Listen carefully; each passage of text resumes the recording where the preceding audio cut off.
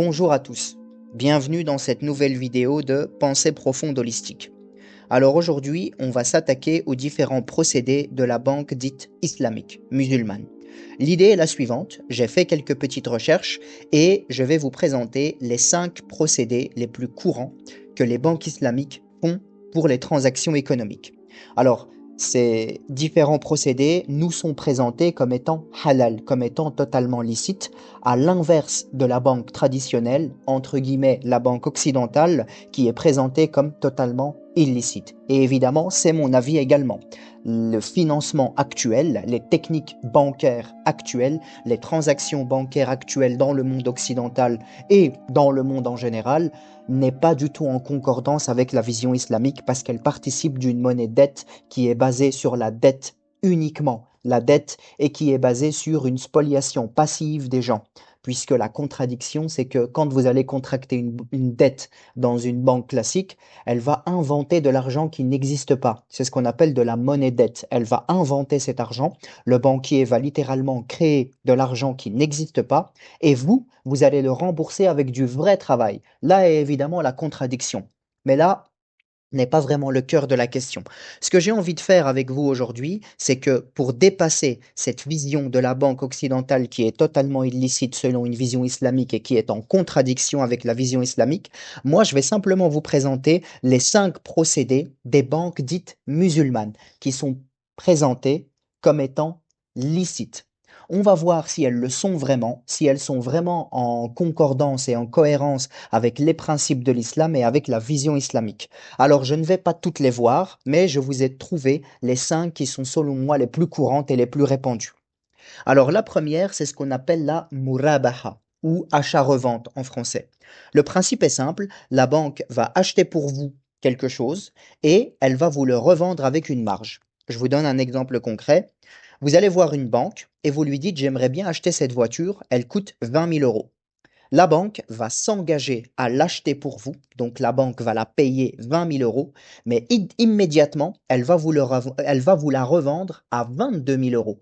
Et vous allez devoir donc payer à terme 22 000 euros. Donc la banque aura mis dans sa poche 2 000 euros et vous avez la possibilité de payer en mensualité sur 5 ans, sur 8 ans, sur 10 ans, quelque chose que vous ne pouvez pas payer directement. Alors, la question de la murabaha peut paraître un peu ambiguë parce que certains vont dire, mais je ne vois pas la différence avec un prêt classique. Alors effectivement, il y a une petite nuance parce que la différence avec un prêt classique, c'est que vous ne payez pas d'intérêt. Ce que vous payez, c'est uniquement ce que la banque aura mis en poche et vous êtes dès le début, d'accord sur un prix fixe sans intérêt. C'est là qu'est la nuance. Alors, la murabaha, dans le principe, elle peut être intéressante. Cela dit, j'ai été regarder un petit peu ce qui se dit dans certains hadiths et dans l'enseignement du Coran. Sur le principe, on est plutôt d'accord que c'est plutôt licite. Cela dit, il y a différents points que je tiens à creuser et différents éléments qui, pour moi, la rendent non pas illicite, j'irai pas jusque-là, mais la rendent un petit peu douteuse et questionnable. Ça suscite quand même quelques questions. La première, c'est que la banque qui a acheté cette voiture, est-ce qu'elle l'a vraiment possédée? Est-ce qu'elle a vraiment été sienne? Non. C'est simplement un document que vous avez signé dans la même assise. Or, dans les enseignements du prophète, il nous est interdit de revendre quelque chose qu'on n'a pas réellement possédé. Et c'est un hadith que j'ai trouvé d'après de Malik, pardon, d'après Nafi', d'après Abdullah ibn Dinar, d'après Ibn Omar. Et ce hadith dit ne vend pas sans avoir déplacé la marchandise. Donc ici, est-ce que la banque a réellement possédé cette voiture? Non. Donc, je n'irai pas encore une fois à dire que c'est illicite qui sont dans le mensonge, mais ça suscite quand même quelques questions. Est-ce que c'est réellement licite? J'émets quelques doutes. Je ne suis pas sûr à 100%, mais j'émets quand même quelques doutes. Alors, on peut passer à la deuxième. La deuxième, c'est ce qu'on appelle la ijara ou la location-vente. Le principe est simple, la banque va vous louer un bien qui, in fine, peut vous être vendu. Exemple, vous êtes un médecin et vous voulez acheter un cabinet. La banque va l'acheter pour vous et va vous le louer 1 000 euros par mois. Et à la fin du bail, après 5 ans, après 8 ans, après 10 ans, vous pouvez racheter le bien. Alors ici, ça s'apparente à une espèce de location. la banque achète pour vous un bien, elle la met en location et à la fin, vous pouvez le racheter pour 1 ou 2 € symboliques. Alors, je n'ai rien d'autre à dire et je n'ai pas de questionnement concernant la licéité de cette pratique, tout simplement parce que je n'ai rien trouvé. Donc, je vous propose de passer au suivant. Le suivant, la suivante, c'est ce qu'on appelle la mudaraba ou l'investissement passif.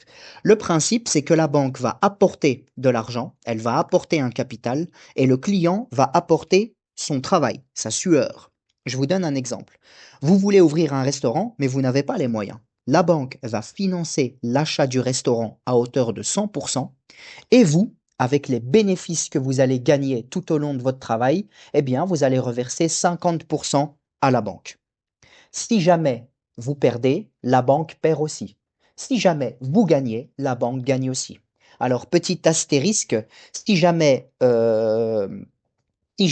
vous avez remboursé l'intégralité du restaurant, eh bien vous en devenez évidemment propriétaire à la fin et vous le récupérez intégralement. Alors ce procédé de Mudaraba paraît beaucoup plus équitable et rentre réellement dans une philosophie musulmane puisqu'il y a une justice, une égalité qui est faite.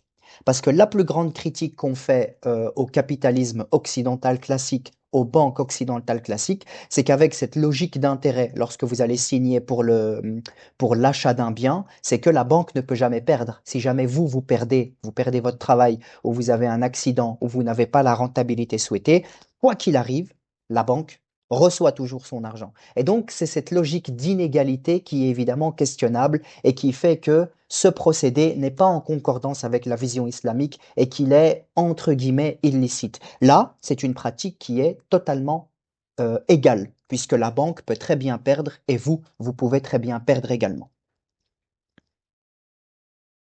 Ensuite, on a le quatrième procédé qui est la musharaka, qui veut dire l'association. C'est très simple. Le principe, c'est que la banque et le client vont tous les deux apporter de l'argent. Exemple, la banque va apporter 800 000 euros et vous allez apporter 200 000 euros.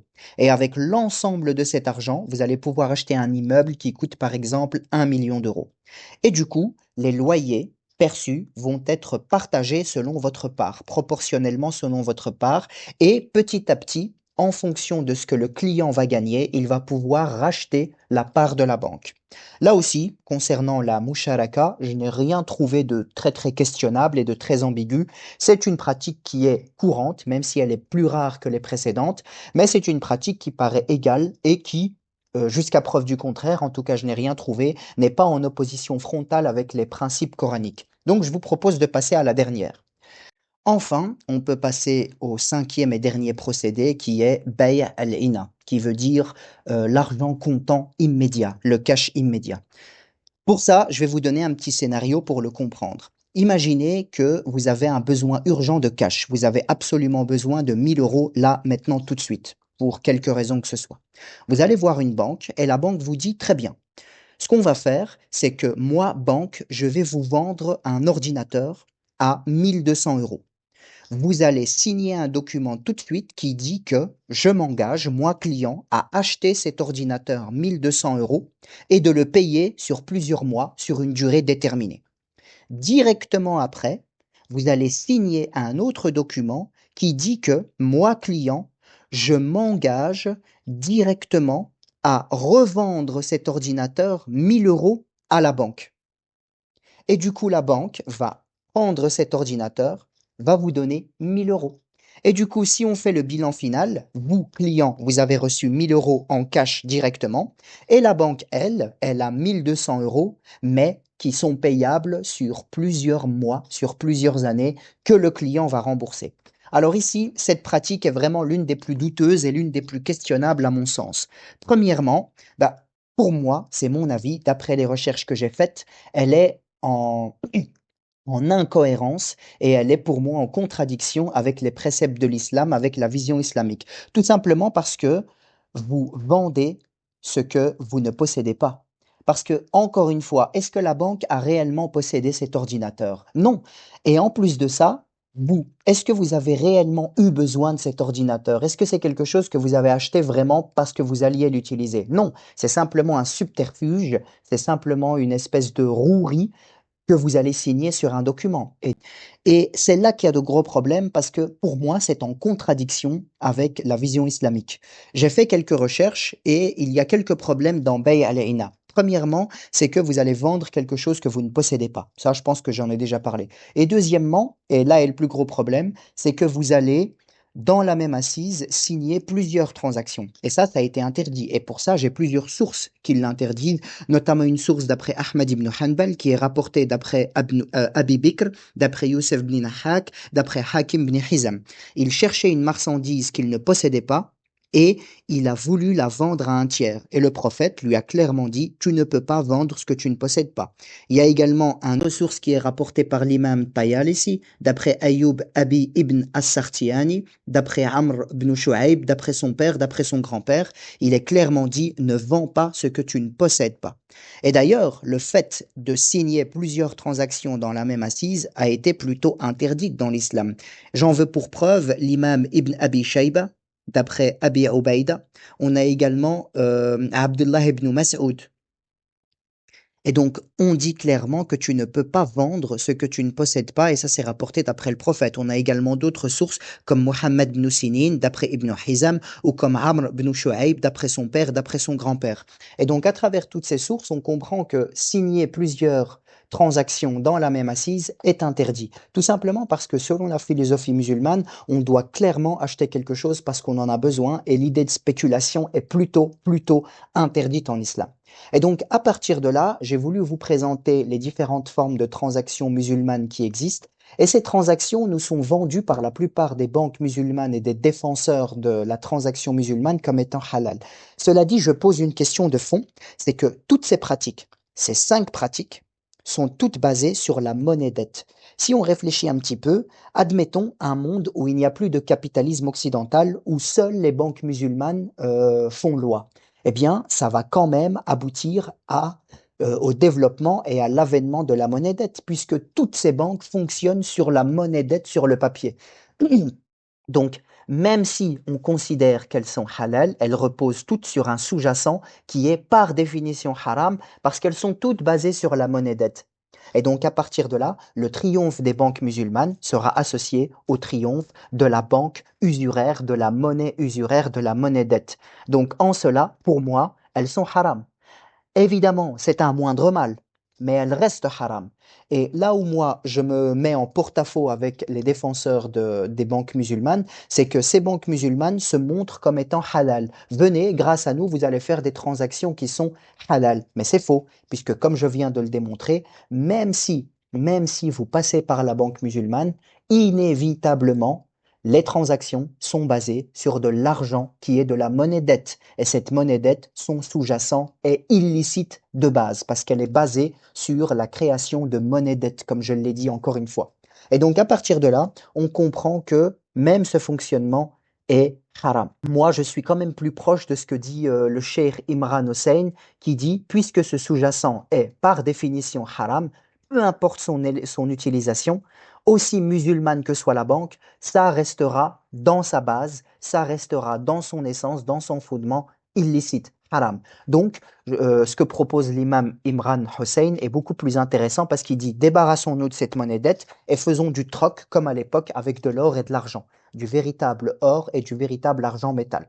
Donc voilà, ici l'idée était de montrer un petit peu quels sont les procédés dans les banques musulmanes qui existent actuellement et pour certaines, d'en questionner un petit peu leur licité. Est-ce que c'est vraiment licite ou est-ce que malgré tout, ça reste quand même haram? Et je vous ai présenté mon avis à travers certaines sources que j'ai pu trouver. Ça reste quand même haram puisque le sous-jacent est quand même haram. C'est quand même de la monnaie dette. Et donc si les monnaies musulmanes venaient à triompher dans 50, 60, 80 ans, la monnaie dette triomphera aussi. Donc de manière sous-jacente, ça reste quand même interdit. Ce qui est plus pertinent à mon sens, c'est de uniquement faire du troc avec de l'or et de l'argent métal. Merci pour votre écoute et je vous dis à une prochaine fois sur Pensée profonde holistique.